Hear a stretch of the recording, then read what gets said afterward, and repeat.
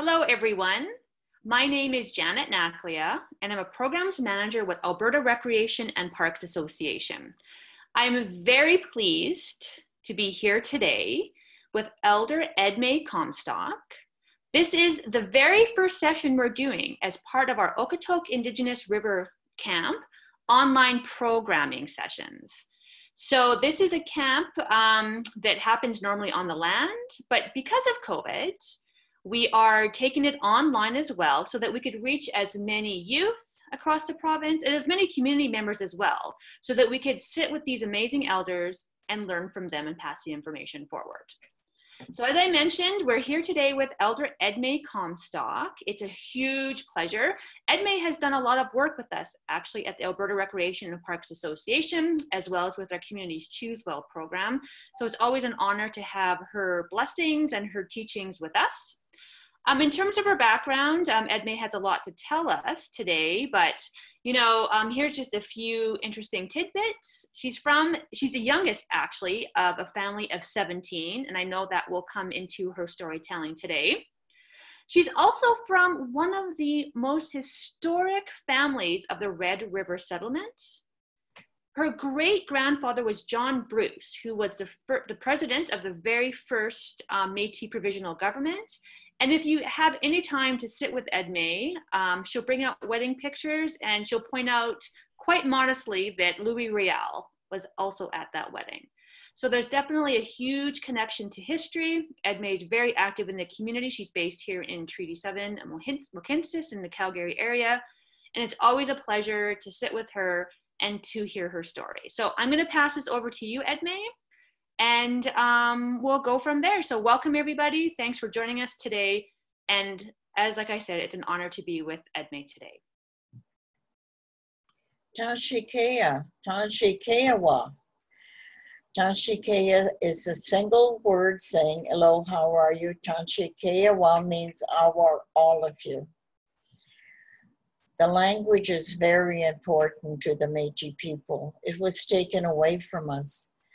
We were blessed in our family to be able to speak it because we lived on the farm and we were able to come home and be private enough to speak it without being punished or taken away by the RCMP and put in jail because of our language. It happened to the First Nation people and also to the Métis.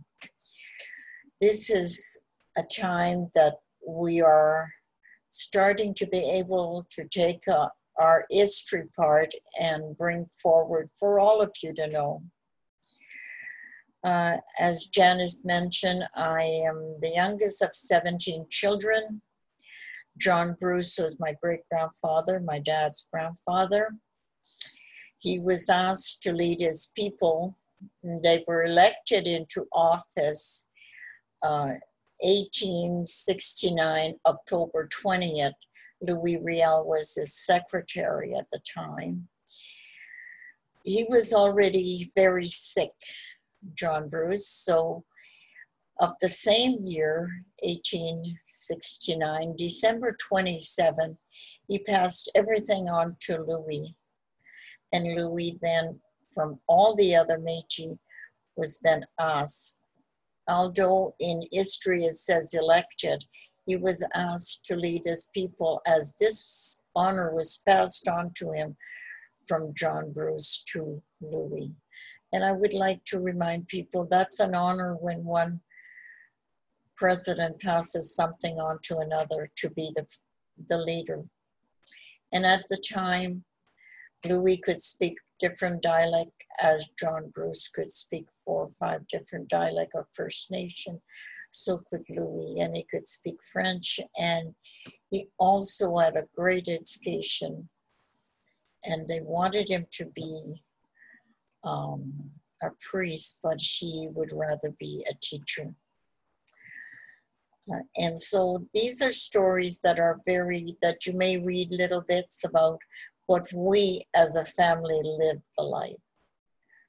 We were reminded every day how important it was to love where we came from, who we were, and not to be ashamed. We used to be called outbreed my dad said it's not disrespectful if it's said in a respectful way to be from two beautiful nations, the European nation and First Nation. My background is Scottish and Cree on my dad's side and some French down the line. But on my mom's side, it's French, Irish, Cree, and Soto. So being that they were brought up very much Métis and speaking the language and sharing it, it was important for them to teach us how to be proud of where we were and who we were and how we lived. I had 10 brothers and I had 5 sisters. So that made me the last of the 17. I was the last girl born.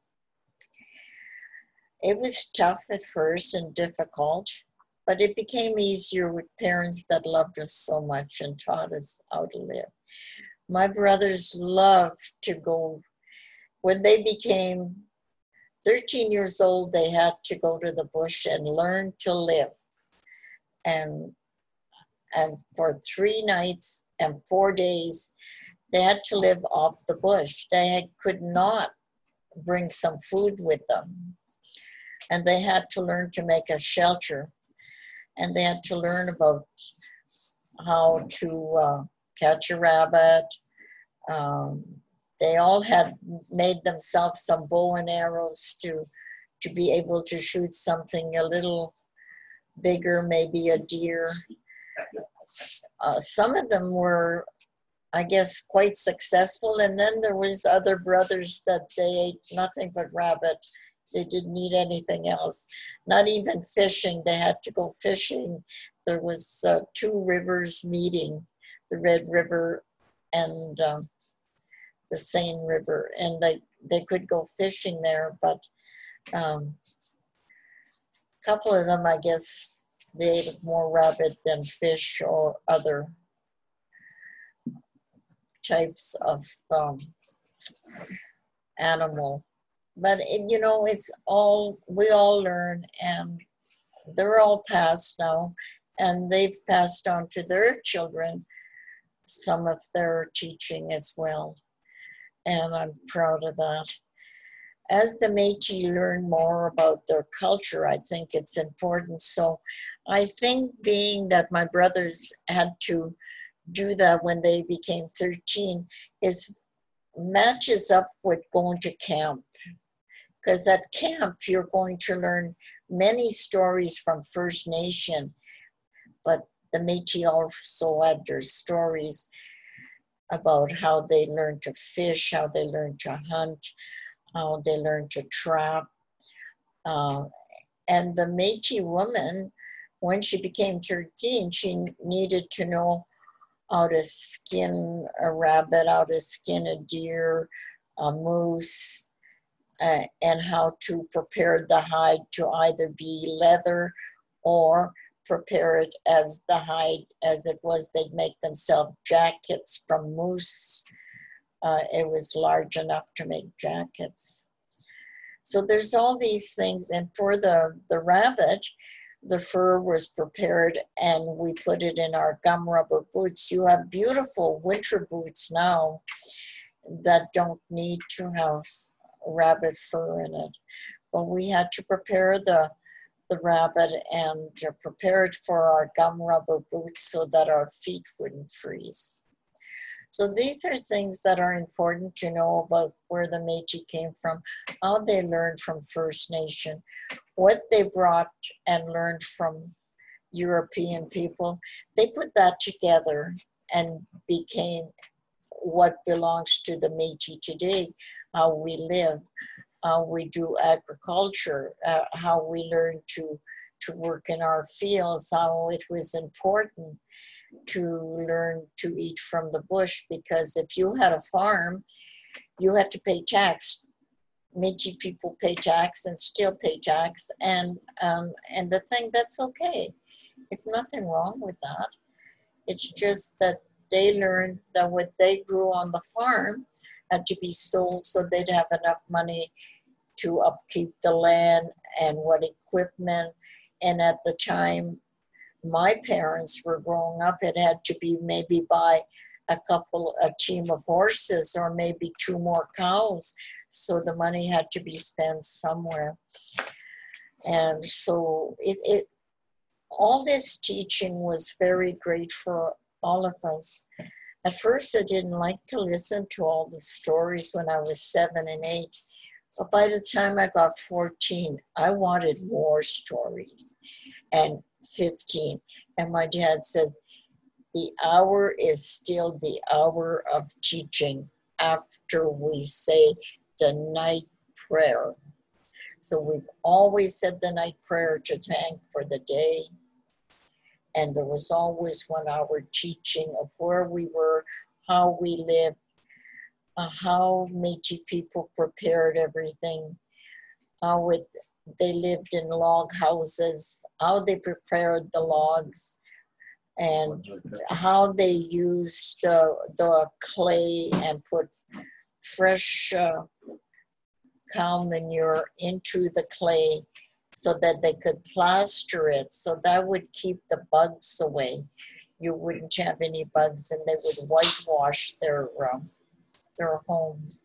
So it always looked like fresh white paint twice a year, inside and out. But while they were doing that, I could tell you there was a mess that you had to be cleaning until they were completed remodeling the house for winter. And in the spring was the same time as they remodeled the house for summer, was the same thing. They took the clay off and everything. So the Métis people were very, how would I say, they could prepare things and know how to prepare it with knowing that this knowledge had to be passed on and should be passed on, should we always have to live in log houses. But as things progress, as you see how things are today, but if you know about how they live, you might understand them more if you come in contact with someone that's still a little frustrated about it, still a little painful to a lot, that the life had to be so difficult and hard. It sounds easy when I'm just saying it, preparing this, but there's a lot of work to it. All these things were very important, and it was important for us to know how to skin a deer, and that the hide had to be held a certain way so that the hair would not touch the meat, so that the oil from the hair on the hide would touch the meat, and then there would be oily and the meat wouldn't be as good. So there's all these teaching that are very, very important and still are important today to those that go hunting, to those that prepare that same kind of meat that we had to live on, which people do it for pleasure today, but we did it for survival.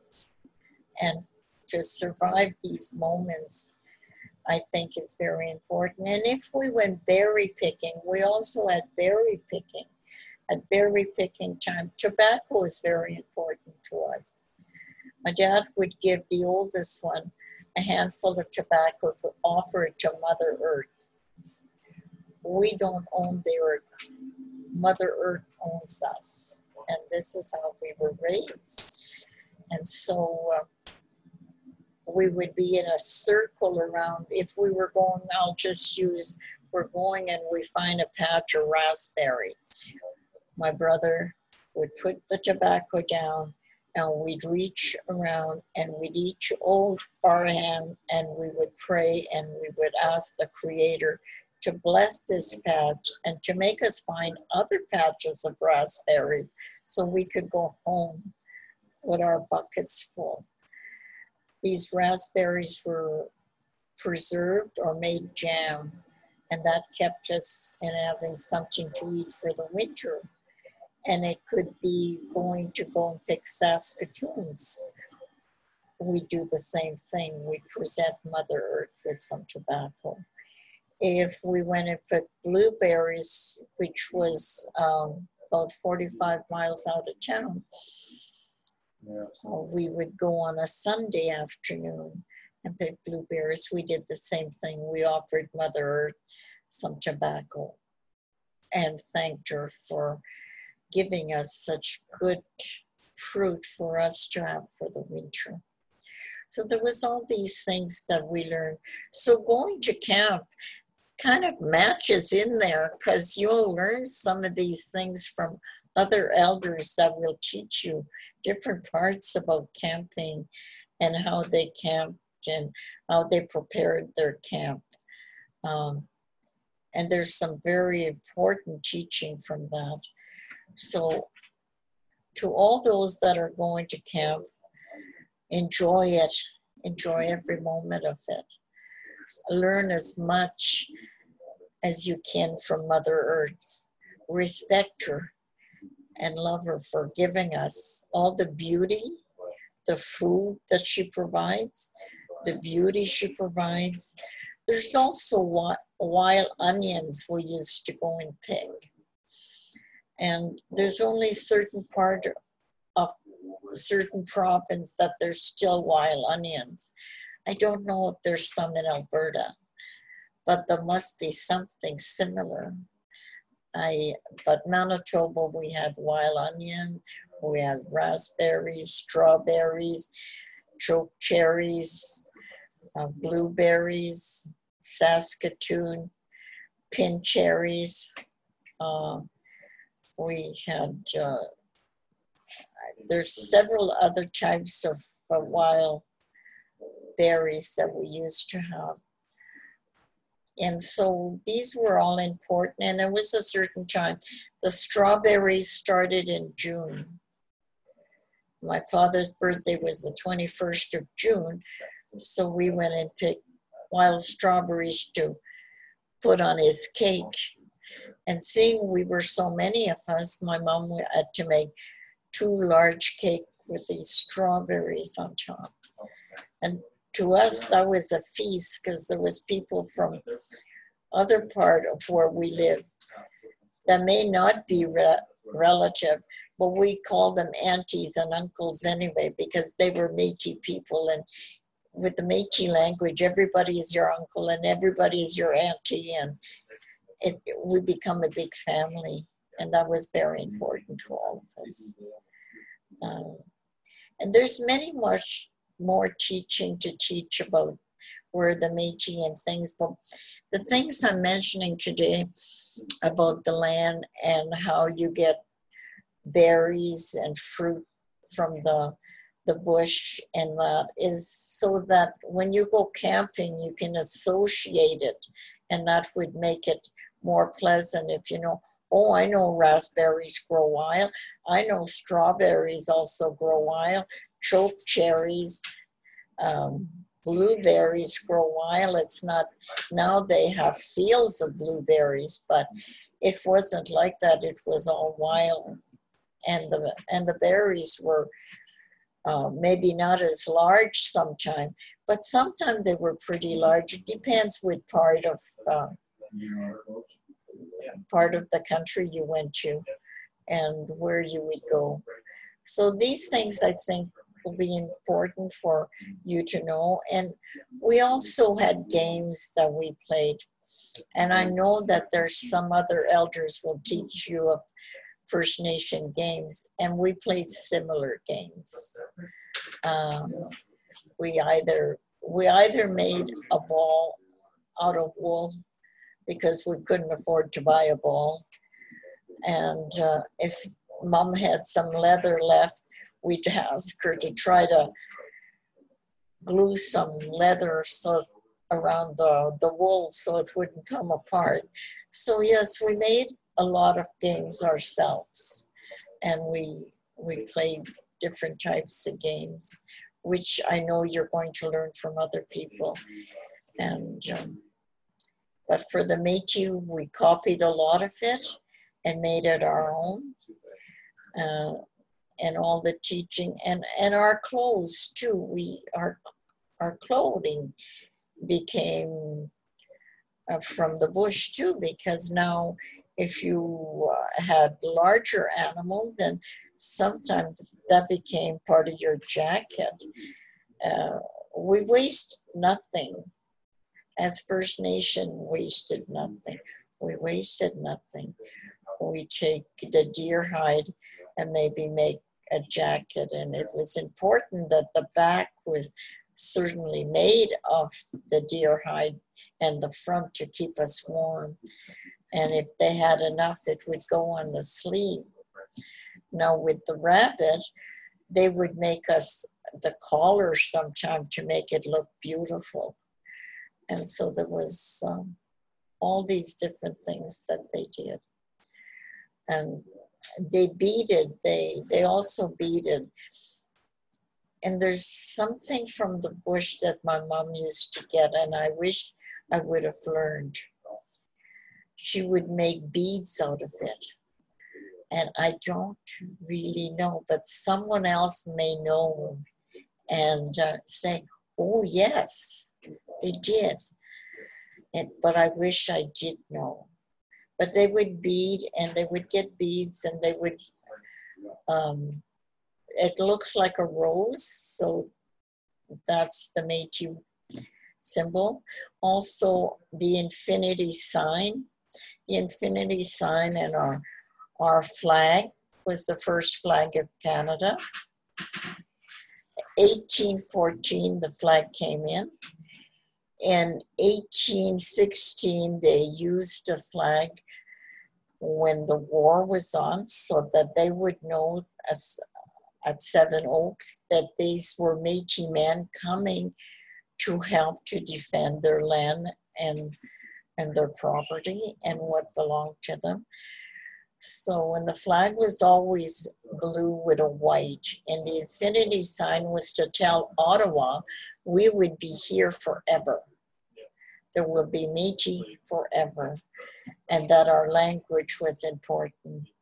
So all these things that we could, there's so many areas I can go into, but I thought it was so important about talking about going into the bush and getting the fruit from the bush, and so that if you are at camp and there is bush, you might find something interesting.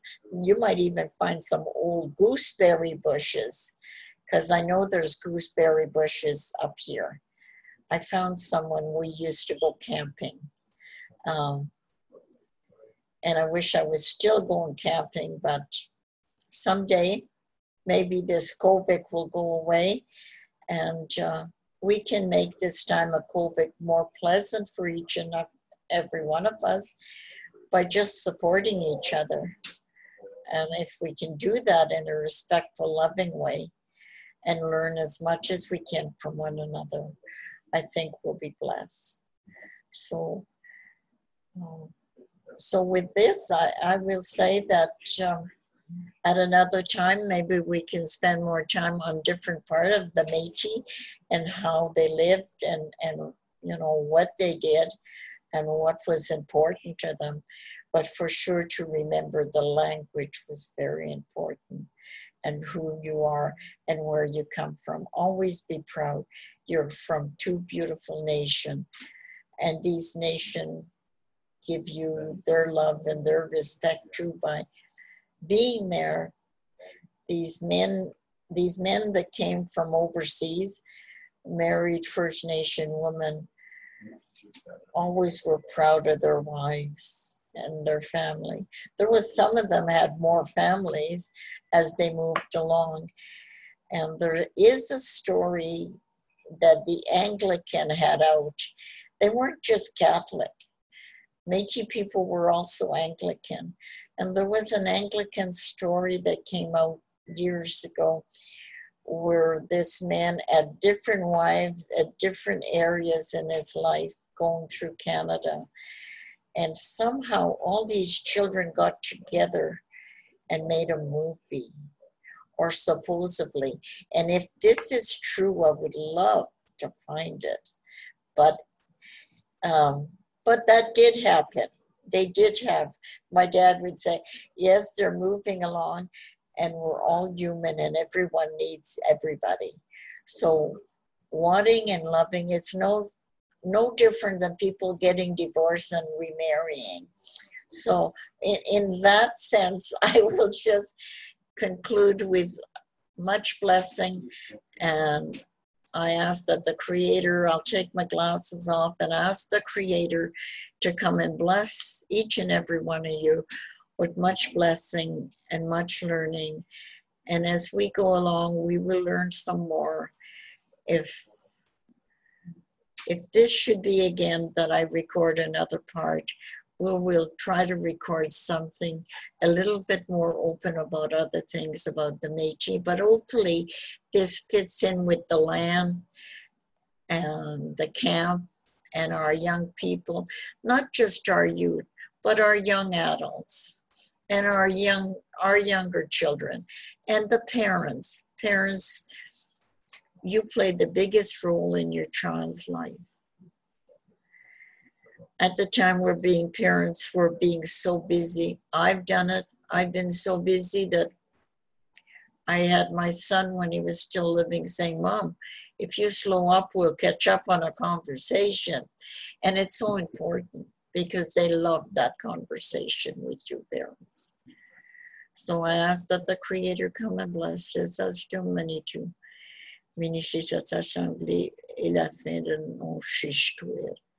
At the end of this story, may you bring many blessings to all. Aye, amen. And thank you, Janet. And thank you so much, Edmee. That was perfect. So, because I know one thing that we're hearing from the elders. So this session specifically was teachings on Métis traditional skills, because we are hearing from the elders, like, you know, Edmee, because of COVID, that need to return to survival skills. Like, what happens if we did have to live in a log hut, or we did have to fish to survive, and how important it is now that the youth regain these skills. And I think that is something that you hit it right on the nail, that those are what many people need to return to and concentrate, especially in a situation like today. I also have to say, Edmee, that many people have heard stories about my teenaged basset hound, Sunshine. And if you follow this series, you might hear about her more. She likes to eat gooseberries. She will actually pick gooseberries from my mom's bush and eat them herself. So there are gooseberries here in Alberta, and my basset hound likes to eat them. So we're all learning survival skills as we go forward. And so thank you so much for sharing that. And I think we could totally have another series. So if you want to sit down and have another session with us, we could do another recording sometime soon about anything else that you might want to speak to in regards to the Métis way of life and history and things like that. So we absolutely will welcome you back. So thank you for that. My heart is full. Best part of my day so far. And I'd like to thank you again from ARPA and from our partners, Muskanawa and the Boys and Girls Clubs of Calgary and their new partner, Aspen, as we go forward in a good way with this series. So thank you. Thank you.